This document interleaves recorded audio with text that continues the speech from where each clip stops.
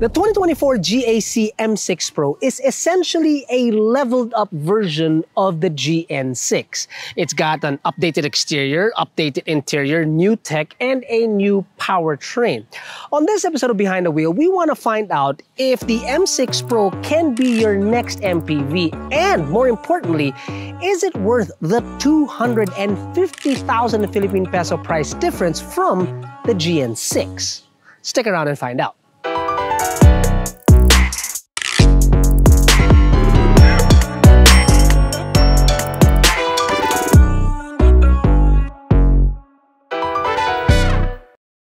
Here on the AutoDeal YouTube channel, we do our very best to help you find the best car for you. The same can be said about our app, which is available on iOS and Android. Download the app and you'll see that you can find all the specifications, colors, prices, anything and everything that you need to find out about the next car for you, available on one simple app. And can also connect you to hundreds of sales agents and dealers nationwide to help you get the best car at the best price. Speaking of price, 1,598,000 Philippine pesos for the M6 Pro GL. As I mentioned, 250,000 Philippine pesos difference from the GN6. Is it worth it? Well, the M6 Pro has this absolutely huge grille that spans from top all the way down to the bottom. It really takes up a lot of real estate on the front clip, and it mimics the more upmarket M8. If that fancy van tickles your fancy, check out our review. Links are on the screen and in the description below. The lights all around are now LED as opposed to the halogens you'd find on the GN6, with a nice DRL pattern up front and a rear position light that spans the width of the MPV. On the side, the 18-inch wheels on 50 series Michelins make for a nice touch of premium. Ground clearance seems to be quite healthy. We can't find exact numbers, but we never ran into any issues around town, even with a full complement of passengers. Now on to one of my favorite parts, the cargo capacity. It may not look like much because from where you're looking at, it doesn't seem like it's a lot, but it actually is quite deep, big enough to fit me even. But that is a total of 324 liters of space. That's when it's configured for 7 passengers. You can configure it, obviously, for a total of 4 passengers, essentially making it a limousine, and then the space increases exponentially to 1,100 liters. Now, you can't put 2 balikbayan boxes side to side, but you can definitely stack them one on top of the other.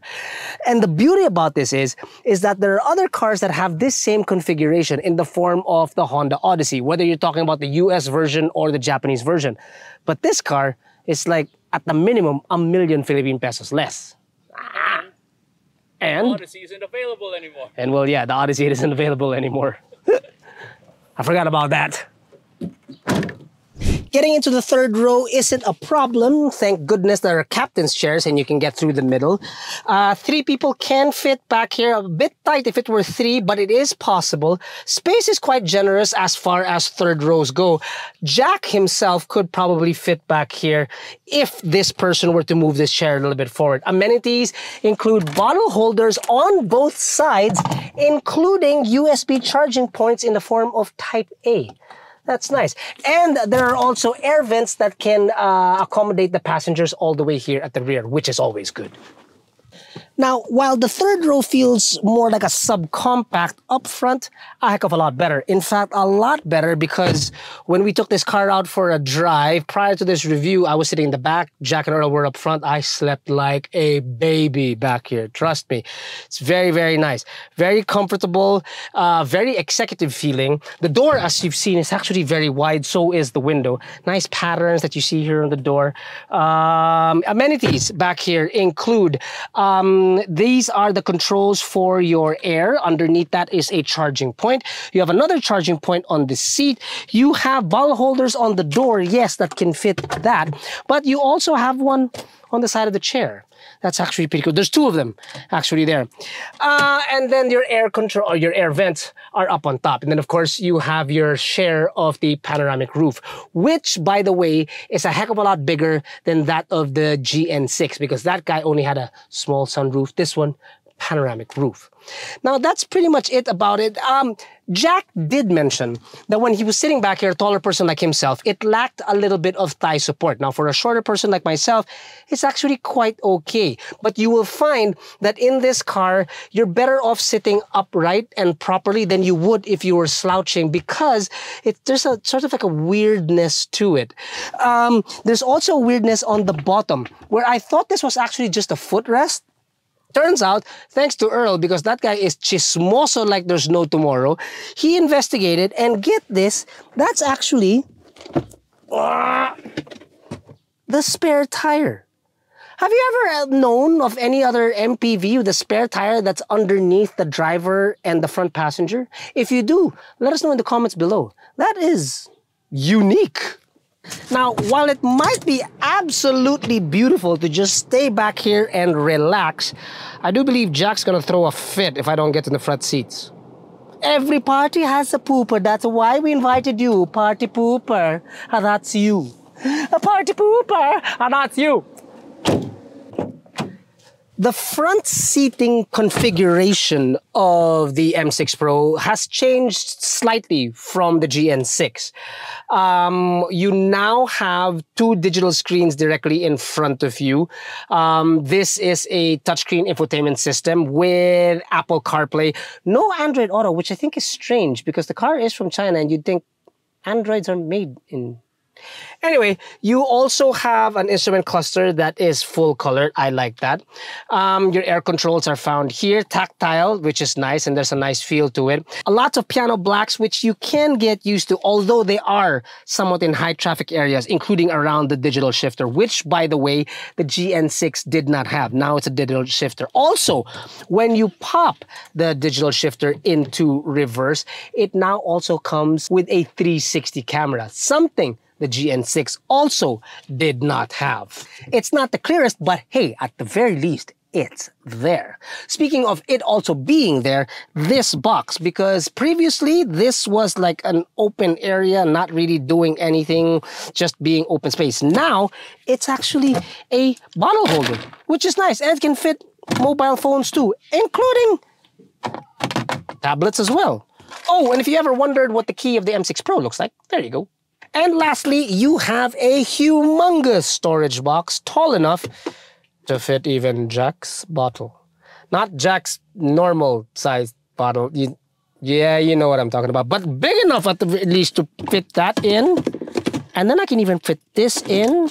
And then I can put this in. Would this be pushing it? Nope. Oh my gosh! Bonk. There's more stuff in there than my salary. What? Yeah, think about it. Now, while this is still all well and good, I'm liking this. What you guys will probably want to know is just exactly how it drives, considering there is a new powertrain, a new engine, and a new transmission as well. But before we do, I please ask you guys, if you see fit, do subscribe to our channel so that you don't miss out on any of our videos, and give us a like as well if you think this video deserves it. What is Jack doing?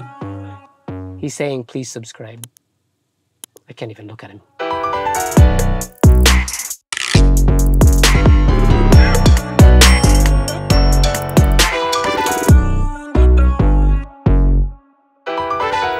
Underneath the hood is a 1.5 four-cylinder turbocharged gasoline engine that produces 174 horses and 240 Newton meters of torque, mated to a wet DCT. Expect about 7.5 to 8 kilometers per liter inside the city, much better on the highway at 16 kilometers per liter.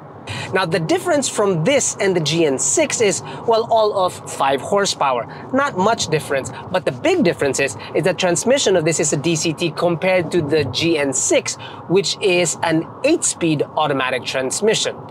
Also, I must add, another difference also is that this has adaptive cruise control, where in the GN6, you only get normal cruise control, which Jack would say, oh, it's only normal cruise control, blah, blah, blah, blah, blah. What's wrong with normal cruise control, Jack? You kids and your technology nowadays. You know, when I grew up, we had nothing, the Apple CarPlay or whatever, we had a Walkman, which was this big, and you put a cassette into it. I had a Discman. That doesn't count, Jack. A Discman is just, that's high-tech. High-tech na yun sa'yo? Yes, high-tech na yan. Much like a cassette tape is already high-tech to an 8-track. The M6 Pro setup is similar to that of the M Zoom. Now, if you remember, or if you haven't seen that video, the links are somewhere down below, we actually like the M Zoom, especially at its price, save maybe for one thing, the DCT. It's really the same story here.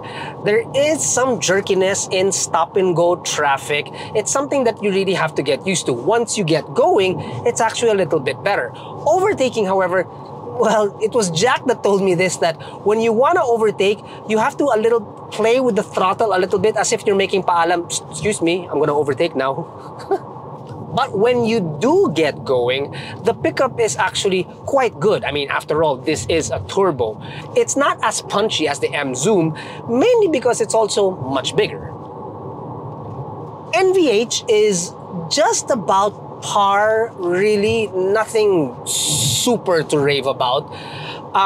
There is wind noise that comes in when you hit highway speeds, and there's a bit of a whistle that comes from the side mirror when you exceed highway speeds. Jack knows this. Allegedly. I don't. Yeah, sure, Jack, allegedly. Tire noise is okay. It's kept down low.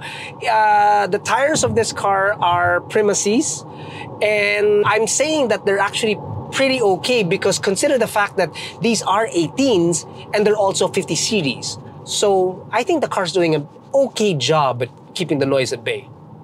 Now the suspension, the comfort, the overall comfort of the car, it's a bit of a mix and match really. When I'm driving, I think that the suspension is just right. It feels good when you're driving and you're not really bouncing around. When you sit in the second row in the captain's chairs, you can tell that it's a bit firmer, obviously because you're in the middle of both axles. But I think that it's a good balance because when you're driving, you're trying to make sure that the driver isn't as fatigued as possible. Now, when you're sitting in the second row, you're already in the captain's chairs, so you have nothing to complain about and you're just a passenger. I think the suspension is actually pretty good. So I think it's a good balance throughout the entire cabin of the automobile. Grabe ka naman if you're in the captain's seat to sleep. Magrereklamo ka pa? Sobra ka naman. Sino ka? Jack Gutierrez? Wow! Even worse. You'll be complaining because I'll just be sleeping. That's true. Sorry, I take that back. Sino ka? Early?